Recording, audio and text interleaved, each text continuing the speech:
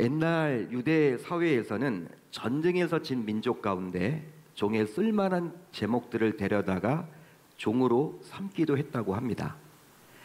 이렇게 해서 종이 된 경우 오늘 이제 우리가 살펴볼 종에 관련된 규례가 적용되지 않습니다. 하지만 동족 유대인들 가운데 어느 누가 빚을 졌어요. 빚을 졌습니다. 근데 그걸 갚지 못했습니다.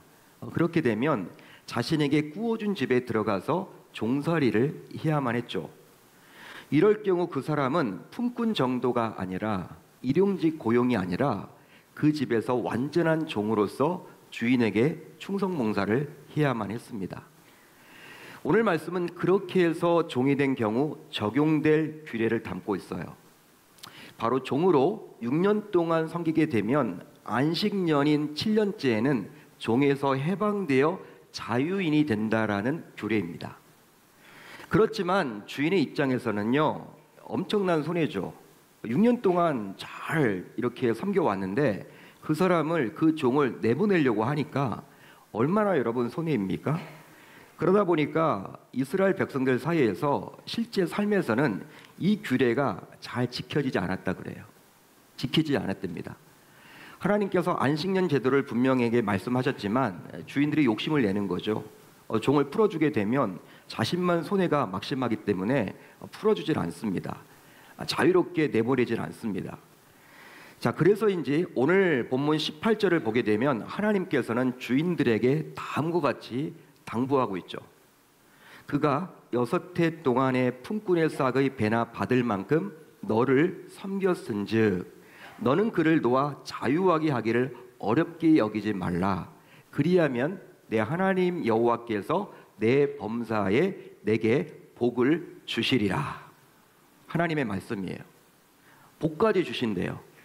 이 안식년 제도를 제대로 실행하면 주인인 너에게 내가 복을 주겠다라고 이야기합니다. 이렇게 하심으로 하나님께서는 자신이 규정한 안식년 제도를 통해서 회복이 필요한 자신의 백성들에게 특별한 은혜를 부어 주셨습니다. 그러기에 부득이한 사정으로 남의 집에서 종살이를 해야만 했던 자들에게 있어서 이 안식년은요, 그야말로 학수고대하던 특별한 기회임에 틀림이 없습니다. 그날만을 기다리겠죠. 그날만 기다리면 자유케 되니까. 여러분, 왜 그러지 않겠습니까? 물론 우리가 살아가는 지금은요, 옛날과 같이 종의 제도가 없습니다. 따라서 종이 무엇이고 어떻게 지내는지를 알 바가 없어요. 알 수가 없겠죠. 왜? 종이 보이지 않기 때문에. 우리 사회에서는. 따라서 책이나 영화 등을 통해서 우리는 간접적으로 경험할 수밖에 없는데, 책이나 영화를 통해서 보게 되면요, 이 종이란 자신의 마음대로 할 수 있는 것이 전혀 없는, 한마디로 주인이 시키는 대로 해야만 하는 노예와 같았다고 그래요. 종이 곧 노예입니다. 주인이 시키는 대로 하는 거예요. 심지어 생리현상까지도요, 화장실을 가고 싶어도 주인이 허락할 때만 갈 수 있는 것이 바로 이 종이라는 거예요. 배고파도 밥을 먹지 못합니다. 주인이 허락해야지만 먹습니다. 따라서 종이라면 자유롭게 될 안식년을 너무나도 기다릴 수밖에 없었겠죠. 자, 그런데 오늘 본문 13절을 보세요. 여러분들이 가지고 오는 성경 13절을 보세요. 13절을 보시면 안식년을 맞아 종을 자유하게 할 때 빈손으로 내보내지 말라고 하나님은 주인들에게 명합니다. 그런즉 지긋지긋한 종살이에서 자유를 얻은 시간만을 손꼽하고 기다렸던 종들에게는 이 안식년이 다가올수록 마음에 기쁨이 생겼겠죠. 또 한미천을 떼어주기 때문에 얼마나 여러분 그날을 기다렸겠습니까? 어쩌면 견디기 힘든 상황 속에서도 자유롭게 될 안식년을 기다리며 그 6년이란 기나긴 세월을 감내하며 지낼 수 있었겠죠. 여러분, 6년이라는 세월은요, 보통의 시간이 아니죠. 깁니다. 길면 길어요. 근데 그 시간을, 이 안식년만을 다가오기를 기대하면서 하루하루를 보냈을 거란 말이에요. 그게 정상적인 사고를 가진 종의 모습이겠죠. 자, 그런데요, 오늘 보면 16절을 보세요. 오늘 말씀 16절을 보시면 다소 이상한 종의 모습이 나옵니다. 자, 16절을 볼까요? 이렇게 나와 있죠. 종이 만일 내게 향하여 내가 주인을 떠나지 아니하겠노라 하거든. 자, 그렇다면 이것은 어떤 상황입니까? 종에게 자유뿐만 아니라 심지어 한미천까지 챙겨서 내보내겠다는데 종은 이것을 거부하며 계속 주인의 집에서 종살이를 하겠다라는 거예요. 한마디로 이 종은 자유도 포기하고요, 돈도 포기하고 주인의 집에서 평생 종으로 살아가겠다라는 것입니다. 하지만 상식적으로 이런 종의 결정은 그야말로 어리석고 미련하고 이해하기 힘든 결정이라 감히 말할 수 있겠죠. 상식적이지 않죠. 이상한 거죠, 여러분. 한마디로 말이 안 되는 거죠. 실제로 자유를 주겠다는데 자유를 포기하겠다니. 여러분, 돈을 내어서 그냥 생활할 수 있도록 해주겠다는데 자유롭게 그것을 모두 거부하고 있으니 미치지 않고서야 어떻게 이런 결정을 내릴 수 있단 말입니까? 자, 그렇다면 이 종은 도대체 왜 이런 무모한 결정을 한단 말입니까? 그런데요, 오늘 본문 17절을 보면 정말 더 충격적인 이야기가 기록되어 있어요. 17절입니다. 우리 17절을 한번 같이 읽어봅니다. 시작. 그리하면 그가 영구히 내 종이 되리라. 내 여종에게도 그같이 할지니라. 송곳을 가져다가 그의 귀를 문에 대고 뚫으라 이런 거예요. 충격적이죠. 엽기적이죠. 쇼킹하죠. 바로 안식년이 되었지만 자유를 포기하고 계속 종살이를 하겠다라는 종의 귀를 뚫으라고 말씀하십니다. 하나님께서 지금 말씀하시는 거예요. 쉽게 말하면 그 종의 귀를 문설주에 대고 송곳으로 지지개서 찢으라는 거예요. 귓볼을 찢으라는 거예요. 여러분들 가운데 지금 귀를 뚫은 분들이 많이 계시네요.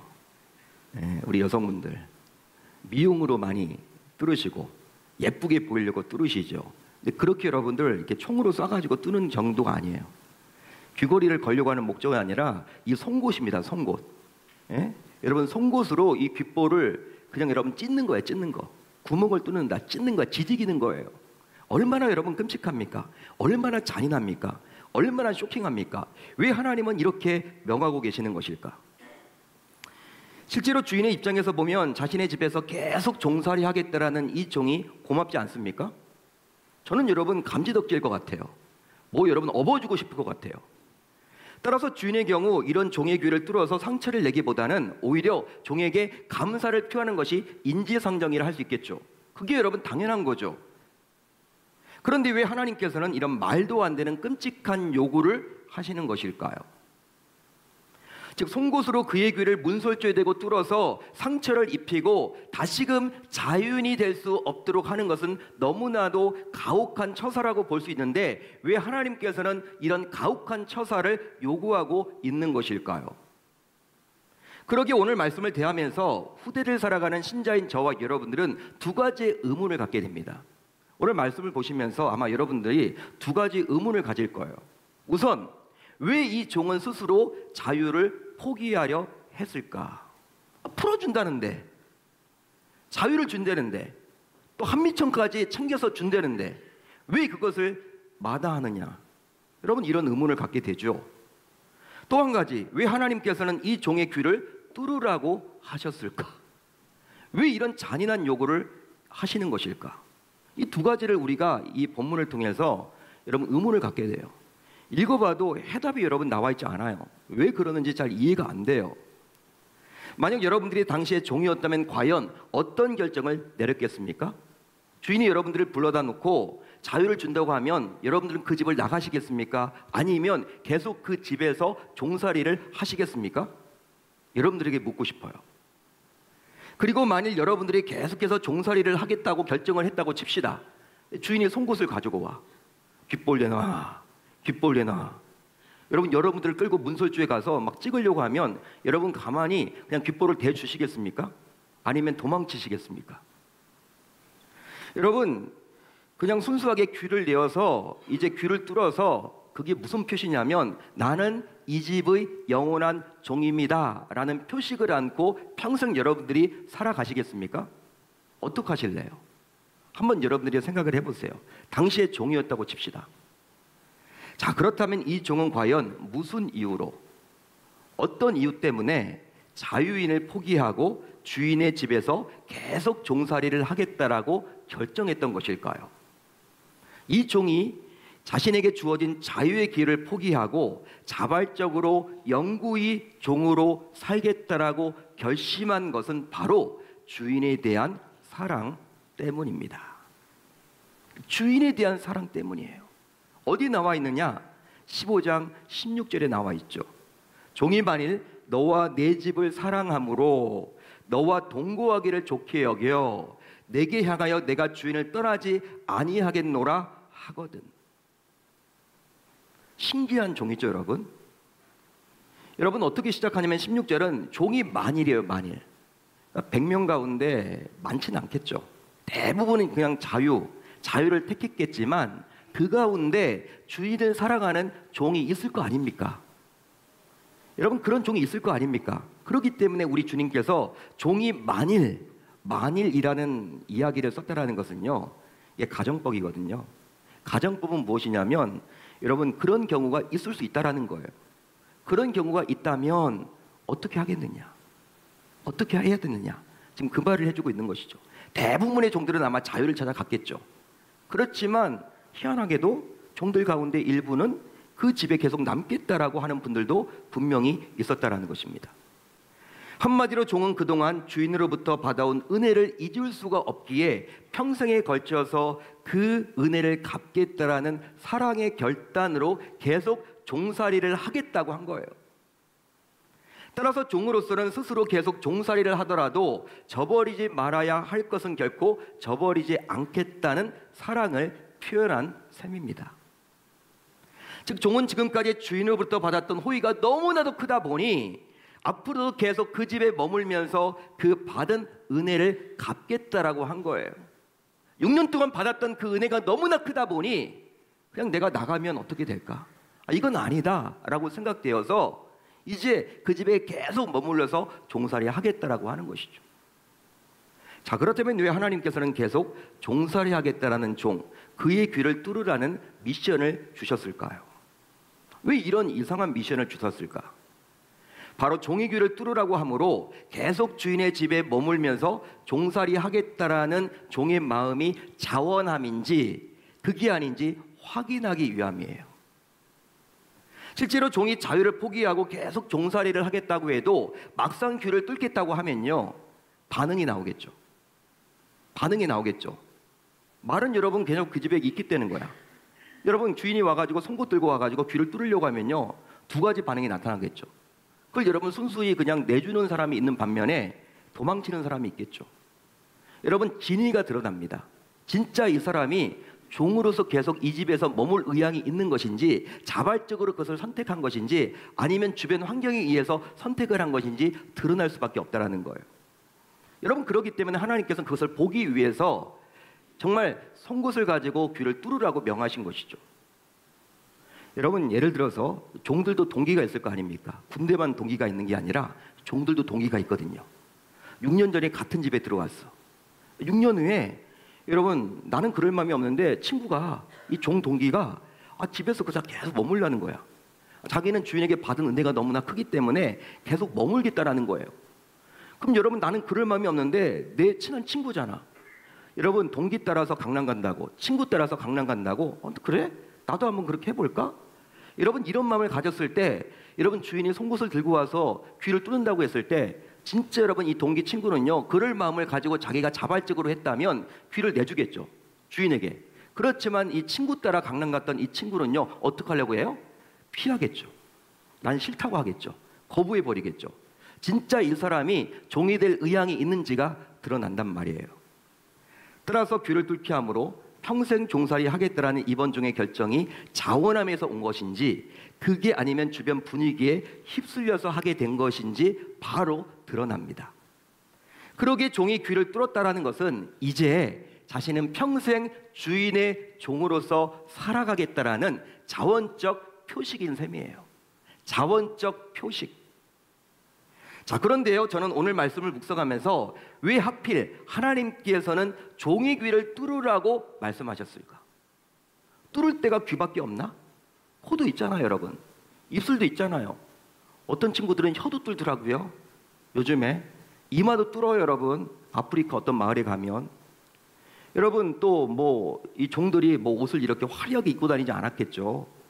정장을 차려입고 이렇게 다 가리고 이런 옷이 아니라 대충 걸치고 다녔겠죠. 유대 문화 속에서. 신발도 신지 않았겠죠. 발을 뚫어도 돼요. 손을 뚫어도 돼요. 뚫을 땐 많아. 근데 왜 여러분 하필 귀일까? 왜 하나님께서 귀를 뚫으라고 하셨을까? 그 이유는 바로 종의 귀를 뚫음으로 종은 일평생 주인의 말에 귀를 기울여야 함을 말해주고자 함이에요. 한마디로 우리 몸에 있어서 귀는 듣는 역할을 하기에 귀를 뚫은 종은 이제 일평생 주인의 말에 귀를 기울이면서 살아가야만 합니다. 또 한편 주인도 귀가 뚫린 종을 볼 때마다 대견한 마음이 들지 않을까요? 자신을 위해서 귀를 뚫었어. 스스로 자원해서 자신의 집에서 6년이 지나서 자신이 자유하게 될 그 권리를 포기하고 자신의 집에서 계속 머물면서 종살이를 하겠다며 귀를 뚫었던 이 종을 볼 때마다 주인의 입장에서도 감사함이 들고요. 대견한 마음이 들지 않았을까요? 사람인데? 그뿐 아니라 귀를 뚫은 종은 자신의 귀를 만져보고 또 볼 때마다 자신이 결단했던 순간을 잊을 수가 없겠죠.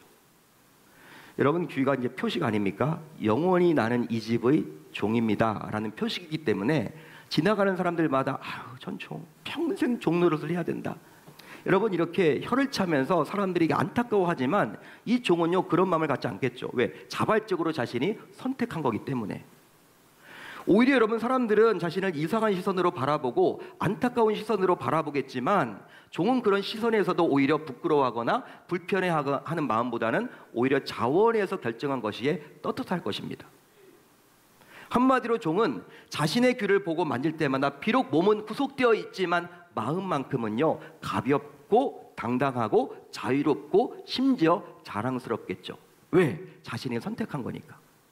자신이 종이 되겠다라고 자원한 거니까.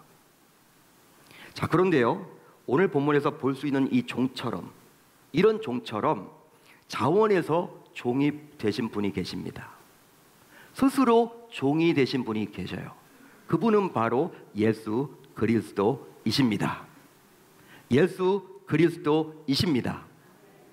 실제 예수님께서는 나를 영원한 지옥에서 건져내고자 종의 모습으로 귀만 뚫은 것이 아니라 자신의 온 몸을 십자가에 내어주시기까지 하셨어요. 그런데 자유를 포기한 종의 귀가 뚫리는 과정을 보게 되면 문설주에 귀를 대고 귓볼을 뚫을 때 귀에서 흘러내리는 피가 온통 문설주를 모두 적셨겠죠. 반면에 예수님께서는 죄의 종인 나를 자유롭게 하고자 자신의 온몸을 십자가에 못 박아서 결국 물과 피를 모두 쏟아서 십자가를 적시게 했습니다. 즉, 예수님께서는 나를 너무나도 사랑했기에 자신의 자유를 포기하면서까지 결국 십자가에 달려 물과 피를 모두 쏟기까지 하셨습니다. 여러분, 이런 그리스도의 사랑을, 그리스도의 놀라운 사랑을 바울만큼 알았던 자는 없죠. 사도 바울은요, 정말 예수님의 이 놀라운 사랑을 철저하게 깨달았잖아요. 그의 여러분들 바울 서신을 보면 그런 고백이 많이 등장하죠. 자, 그래서 이제 바울은 다메섹 도상에서 부활하신 예수를 만난 이후로 자신의 몸을 친히 예수의 흔적을 새기고 스스로 종으로서 평생토록 살아왔습니다. 실제로 그의 고백을 한번 볼까요? 우리 갈라디아서 6장 17절을 보면 바울은 다음과 같이 고백을 해요. 내가 내 몸에 예수의 흔적을 지니고 있노라. 바울은 귀를 뚫은 거죠. 바울은 귀를 뚫은 겁니다. 예수의 흔적이 있다라는 거예요. 또 있습니다. 갈라디아서 5장 13절을 볼까요?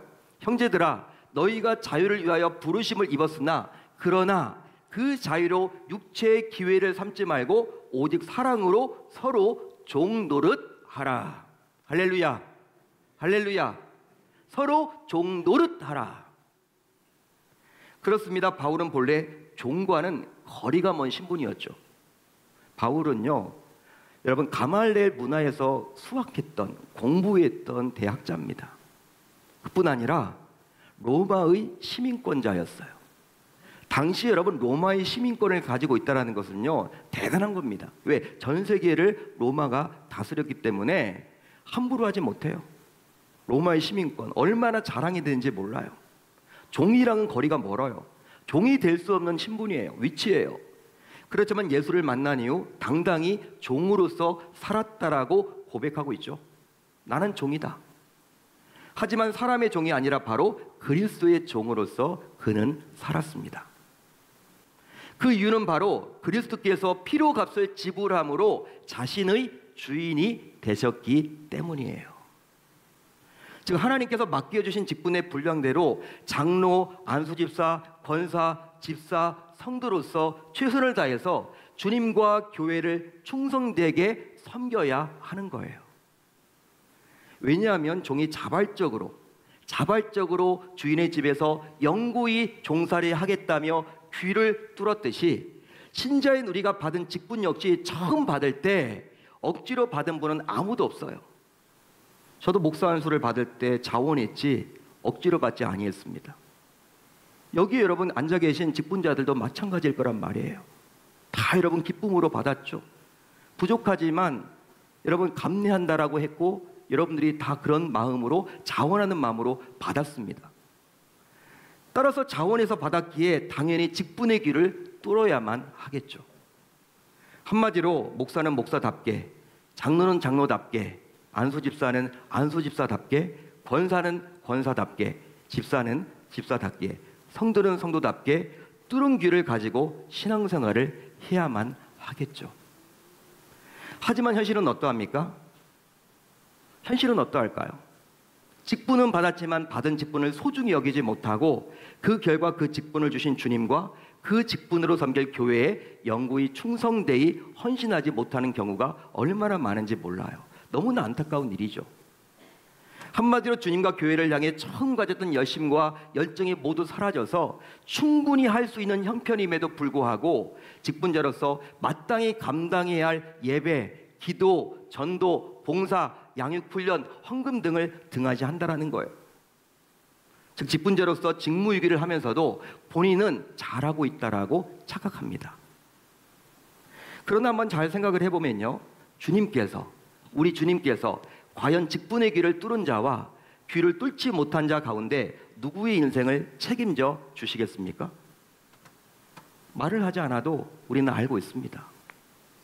당연히 자신에게 주어진 직분의 귀를 뚫은 자의 인생을 주님께서 철저하게 책임져 주시겠죠.